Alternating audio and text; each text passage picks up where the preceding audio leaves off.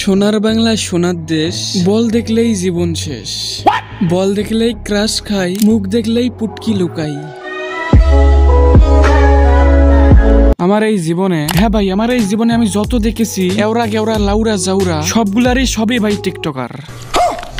এডারে দেখো, তোমার আর ভাল লাগে না? এডার ভাই ক্যারেক্টার একটা অস্থির লেভেলের ক্যারেক্টার। এই ক্যারেক্টার তোমারে খাওয়াইবে, খাওয়ানোর পরে বলবে তোমার আর ভাল লাগে না, আমি অন্য একজনের আমার মন দিব।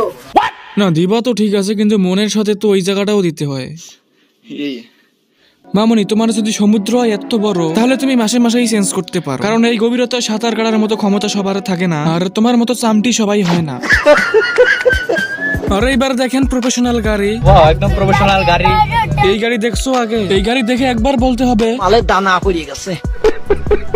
ভাবা যাবে না আরে ছোট হয়ে গেছে, অনেকটা বড়। সাইজ দেখাতে শিখে গেছে, বিজনেস মনে হয় খুব ভালো করেই বুঝে গেছে। সঠিক বলেছেন।